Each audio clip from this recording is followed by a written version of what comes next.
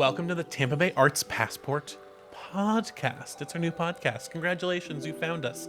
My name is Avery Anderson. Today, we have a really exciting conversation.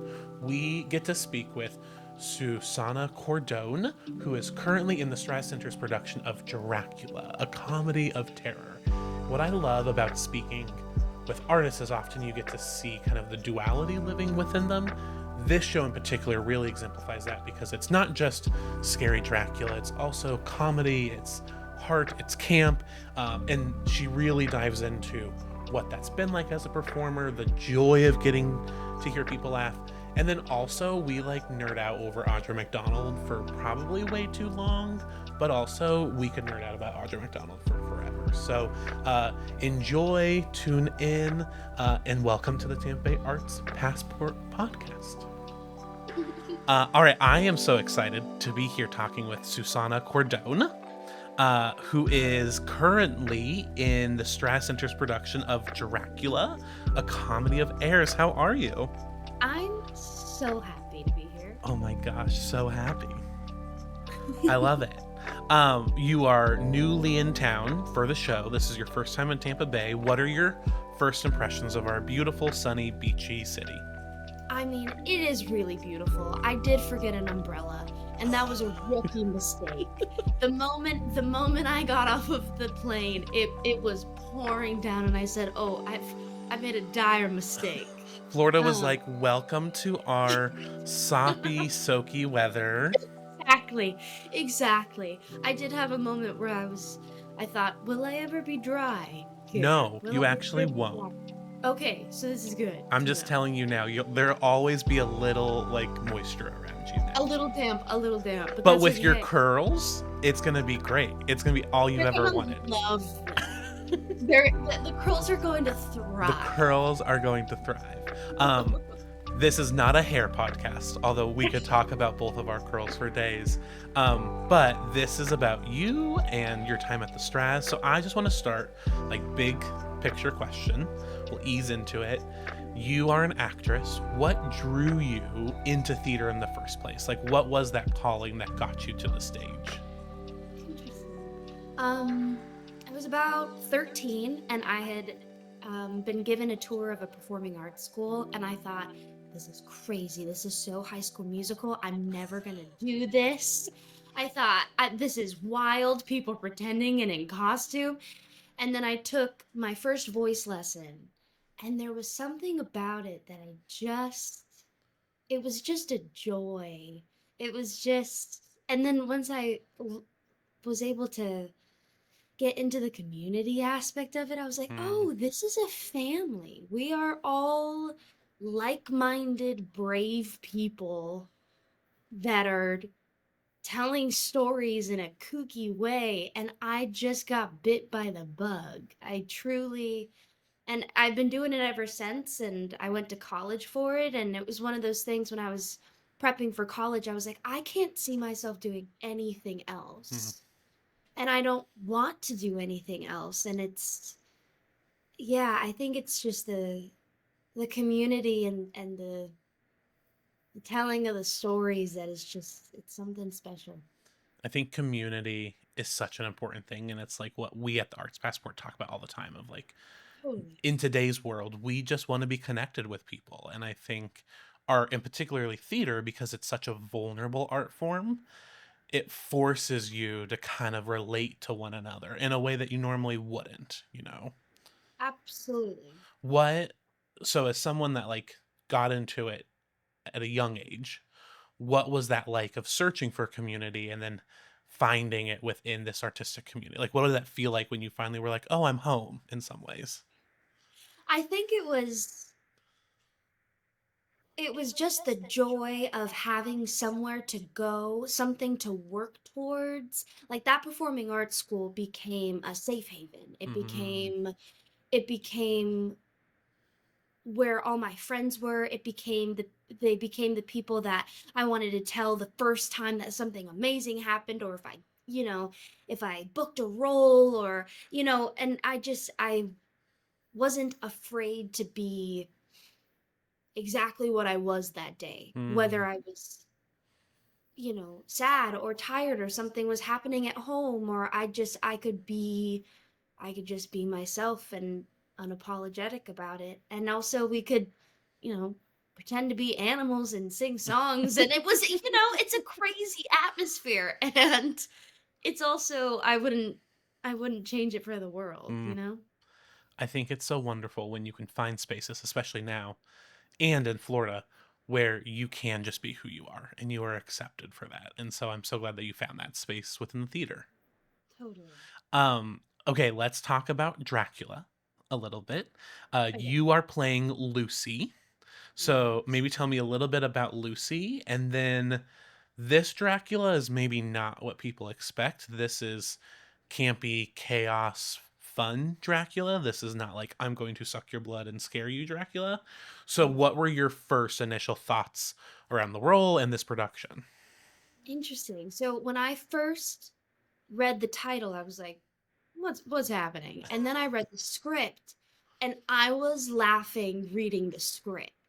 And so it was one of those things where I was like, I have to audition for this, because I can't even imagine if I'm laughing this hard just reading it on my laptop. I can't even imagine what it's like on its feet and in costumes. And but it is truly 90 minutes of just chaos and wit, and it's funny. It's and the group of actors that we have, it's just a joy to work with them. But Lucy, she's a brave little girl. She's a brave woman, and she is very, very adventurous. She's has a fiance who is a little fearful. He's so kind and he loves her so much, but she's known him all her life.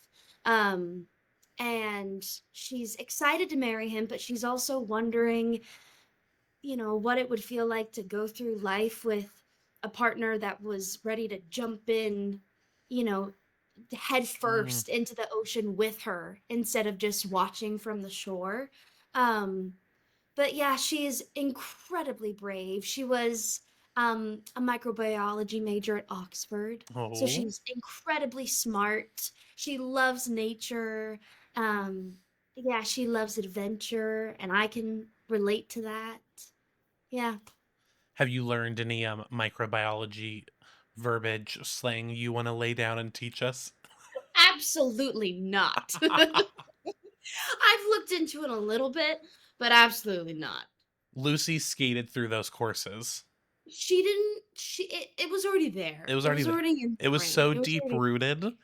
Absolutely. It's just in her bones. It's in her bones. What has so I think this is such an interesting show, right? Because Dracula, scary, comedy of errors, funny, comedy of terror. And so what has this show really taught you about yourself as a performer living in this like duality of chaos and camp? Mm. I think it has been such a wonderful challenge, because when an actor tries to be funny, it's not funny. And so we are constantly reminding ourselves to root into the realness and Mm, the crisis and the humanity of these characters, because then that's what makes the humor funny. That's what makes the extremes funny, when these people are just trying to be people. They're just trying to live their day-to-day life, yet there are bats flying around and vampires. It is. And so I think the treating it as real as possible mm, allows those extremes to then be hilarious. yeah. It reminds me of so Liam Neeson was just doing the press tour for Naked Gun. Um, Okay. and he said something very similar, right? Because like Naked Gun is just like laugh after laugh after laugh. And he was Totally. like, I approached this as a serious action movie. So that like me being serious with the world around me and the lines being so absurd is where the comedy comes from. You have to. That's the only way. Was that new for you? Did you have experience with that, or is was this like a oh we're getting into new territory with our acting here. Interesting. No, I had done Young Frankenstein last summer, and I have dabbled in uh that kind of sketch comedy style. So I was very comfortable with comedy, but also this is straight it straight comedy for 90 minutes, and so it is one of those things that, again, at that extreme level, it is, you have to just dig that much deeper. And Mm. so a it's been a wonderful challenge, and also it's so wildly rewarding when you're like, oh, I'm following these these humans through their life. It just happens to be that their circumstances are crazy. you know Yeah. I'm curious, and maybe this is like happened in another show, but usually with comedy, right? You're like moving so fast. Sometimes the train goes off the rails a little bit. and Oh, yeah. especially in live performance, have you had a moment either like in this show already or in another show where it's just like, whoa, things got so off the track and we had to pull it? Like, I just love those moments. So I wanted to ask if anything like that's ever happened No, to you. absolutely. I mean, I've had a few moments on stage when, especially because the audience is a variable every single night. Hmm. And so sometimes they are rowdier, sometimes they laugh at things that we're like, "What's up?" Okay, we're laughing at that. You know what I mean? And so there's been a few times when an audience member will either laugh at something, and the actors on stage, we clock it, but also we just have to keep going. And so it's one of those moments when it's like, we're gonna talk about this in the dressing room after, but let's, you know what I mean? Everybody hold on tighter and let's go. You know? Do you have a moment maybe from Young Frankenstein where that happened where you were like, "Oh, did not expect this moment," or like where things just totally fell apart on you? Let me think. Let me think. I'm trying to think. You're like, "I blocked it out. I don't even I remember." know, truly. I'm truly. I'm Or maybe I no, go ahead. there was one moment when a sound cue was either off, or something with the technology was a little off, and so it was like a a boat horn instead of a werewolf. So it was one of those things where we like, the audience clearly knew that it was wrong, but it was so they're laughing because they're seeing us suffer. You know what I mean? Because Yep. they're seeing us trying to figure out how to navigate this. And so it's one of those things where we turn around and we're like, "Oh, the boat is coming. The boat is coming." And so it's a little off the rails, and then we're like, "Get back on, get back on." You're like, "Welcome to the beauty of live theater where like it might be a boat Totally. horn But instead of a that's the werewolf." thing. That's the thing that I love about it, is that you don't just press play for live theater. It is we are living, breathing human people, and we're doing it for living, breathing human people. And that's, I mean, that's what makes theater so special, is that, Yeah. you're not sitting on, you know, in your home. It's like you go to a place to experience something, whether it's joy or laughter, or. Mm. I think that is like the root of what makes theater special, especially now. And I feel like post pandemic, people are still rediscovering that because we've got so used to like, let me just sit at home and watch something fun. Absolutely. Um, Absolutely. so I want to ask about the Straz and your first time here in Tampa. The Straz is Yeah. obviously like our biggest performing arts venue. So just what does it mean to be in Tampa? What does it mean to be getting to do a show at the Straz, which for so many people is like, I've made it to the top of the mountain. So just what is that like? It was thrilling to see that we were going to be here. Coming into this space, I was like, "Oh, this is everything I thought it would be and more." The space is just beautiful.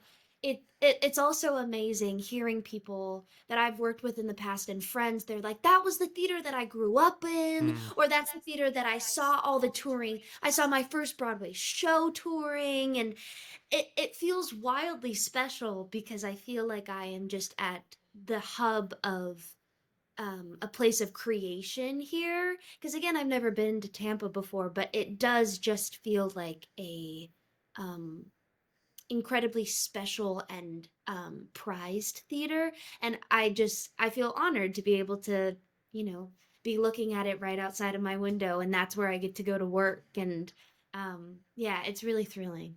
Yeah, we made the joke before we started of you're currently sitting in your apartment Yes. looking at the Straz across the street, and it's that moment from like Toy Story where you're like, I gotta go across the street to work.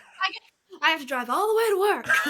And it's like right there, and he pulls into the into the parking lot. That's me. That's me. What are your first impressions of Tampa? Yeah, I mean, I know we talked about the heat and the humidity, but like, have you explored much yet, or are there things on Yes, your list you want to explore? there's quite a few things, and especially I'm thankful that there are a few people in our creative team that are locals and are from here, so it's really nice to be able, they're like, you have to try this food, we have to go here. um there's, you know, a few things that as a cast we're, you know, once we have a moment, we want to be able to go explore together. But something that I clocked one of the first days that I was just walking and exploring, um was all the murals. The murals are beautiful. And I think that tells so much about just a city and about a community, about how um, a community allows, you know, visual artists to express themselves, like in public and on public buildings. And the murals are beautiful. Within the first 3 days, my whole camera roll was like 15 pictures. Like, this one's beautiful. And so that's something that I've just loved. If you think Tampa's murals are beautiful, which they are, but you got to come over the bridge to St. Pete because Okay. no tea, no shade. That's where the murals are at. Just because Okay. I'm going to plug Shine Mural Festival for a second. So every year we have the Shine Mural Festival and we get like 10 new internationally renowned artists to come in and do more murals. So St. Pete, like you walk down the street and like it's like, oh, there's one, there's one, there's one. Tampa's are beautiful. Tampa has some of my favorite too, but also St. Pete's where Okay. it's at for your Noted. mural. Yeah. You got to Noted. come over the Noted. bridge because like you got to go to the beach, have a beach Absolutely. day, check out the murals, go to the pier, that sort of thing. Yes. Absolutely. Yes. Yes. Um, Lots of things to be done. are you gonna go to Disney while you're here? That's the I other think thing. Everyone's so. like, I I gotta go to Disney. no, honestly, I mean, our cast was thinking about maybe taking a car because there's 5 of us in the cast, so it's, you know, all of us can jump into a car and head for a day at Disney. So I feel I like think that's a that. whole nother comedic play in itself. Like five Oh, actors get in a car and go to Disney World for a day. oh, absolutely, absolutely. Yeah, it could be a play of itself. We'll get Gordon on it. Oh my gosh. All right, I want to end with some of the rapid fire questions. I think Okay. maybe you saw these in advance, hopefully. Yeah. If not, we're gonna discover them together. Okay, love. So just gut reactions. First up, what does artistic community mean to you? Artistic community is a space of creation, a space of collaboration, um, and a space of belonging. Mm, Yeah. that's perfect. Put it on a shirt, wear it, print it, Yes. Print it, everybody. print it. I love it. All right, next, in one word, and we're gonna hold to the one word. Okay. What is your hope for art in Tampa Bay or wherever you call home? Oh,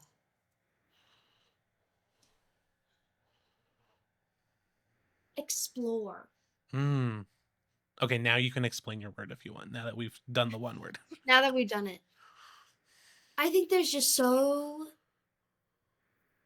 much to be able to explore through art and through so many different mediums of art. We see that in theater today, where it's, you know, the lines of television and technology and theater and costume and design are becoming blurry in such a wonderful, beautiful way. And I just want every community and especially Tampa to be able to have the means and the bravery to explore Mm, new stories, explore new ideas and to take that leap, you know? I love it. All right, last rapid fire question. Yeah. If you could have dinner with one artist, living or past, who would you pick? Audra McDonald. Oh my gosh. I got to. I have to figure out how she does 8 shows a week and is also a mother. And Truly. I need to know. I have so many questions. She also has a garden. I want to know how she maintains that garden. That's what I Wait, want. she has a garden? Like this is a Yeah, thing? well, I mean, I follow her on Instagram because she's a superstar. Yeah. Um, but she talks about her garden and she talks about being a mother, and got to see her as Mama Rose, and I think that was one of the most incredibly rewarding and just masterful pieces of Gorgeous. acting I've ever seen. Yep.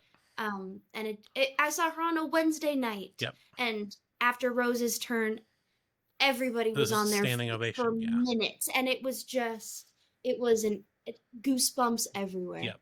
I saw that show So, and I loved that moment when she comes, like her first entrance, when she comes through the audience and she's just like, I'm here, y'all. And everyone in the theater, like she's one of those performers that like stops the crowd dead in her tracks. And oh, you just, yeah. absolutely, absolutely, and also just navigating a role that is has been traditionally belt dominated Mhm. as a traditional soprano, or seen as a traditional soprano actor. I want to know how she navigated that and with such ease and grace. Well, how about we tag Audra and then Audra McDonald in the comments if you can put your thesis on how you accomplished that and how you did it. Did you see her Perfect. post? I think it was like this week. She went to Egypt, I think, because she posted herself Oh, in front of the pyramids. And I was yep. like, when did you go to Egypt? Right. Absolutely. Traveled. Also, can we just stand for 1 second? I know we're like almost out of time. You have to go to rehearsal. Um, she was in the Gilded Age. I don't know. Yes. And like every single time she's on scene on screen in the Gilded Age, my heart just stops because she takes those words and spins them into such gold. I'm telling you, I truly believe that she is one of the greatest actors Truly. of our time, and she has cracked the code of what it means to be an actor in musical theater, because I Mhm. think sometimes there can be a I don't know, a break between that where it's like now it's the song, but truly I believe that she has cracked that code of acting first, and that the music is just what needs to happen in order Mm, to express further, you know? yeah. I kind of hate the timeline we're living in, but I'm blessed to be living in Audra's timeline. Amen. That's my mantra for the day. And that I think is a perfect. I think that's it. That's Truly. it. I can't top that. So we're just gonna end the Well, conversation here. thank you, everybody. Wrap it up. Wrap it up. Wrap Wrap it up, up folks. the Well, cameras. thank you so much for taking the time to chat today. Um, if you have not seen Dracula, Comedy of Terror, make sure you go see it. Enjoy the laughs, enjoy the fun. And again, thanks for taking time to chat with us today. And welcome to Tampa. Hey, thank you so much. Thank you. This is a joy. All right, once again, I just want to thank Susana Cordón. Oh my gosh, what an incredible artist. I cannot wait to just watch where she goes, because if the Straz and Dracula is where she's starting her career, like we're going to probably talk with her a lot and see where she propels her artistry to. All right, I got to do a couple thank yous, and most importantly, maybe not most importantly, but importantly, don't forget to like our content, follow us on Instagram, on all the channels, subscribe, become an Arts Passport member. As a member, you help support content like this, you support other artists, you get discounts and free tickets to shows and museums around town. It's really the best $10 a month you can spend. So please become an Arts Passport member, or at least sign up for our newsletter. I want to thank Palm Tree Content for setting all this up and helping us shoot. I also want to thank the Straz Center for organizing this today. Also, I want to remind you all, we have a couple events coming up we would love to see you at. We have our monthly book club. In October, we are reading Lies and Bone by Natalie Simons and meeting at freeFall Theater. Natalie will actually be there in conversation with us. Then in November, we are touring the newly renovated Florida Holocaust Museum and reading Night by Ellie Wiesel, so please join us for that. And then we also have our movie series just starting up. In October, we are watching Hidden Figures at Greenlight Cinema, and then we are watching the 1925 classic Phantom of the Opera with the Tampa Theater. If you are an Arts Passport member, you get discounts to all those, and if not, we would still love to have you. So please, Arts Passport, Tampa Arts Passport, like us, join us, subscribe us, and thank you again for listening and watching today.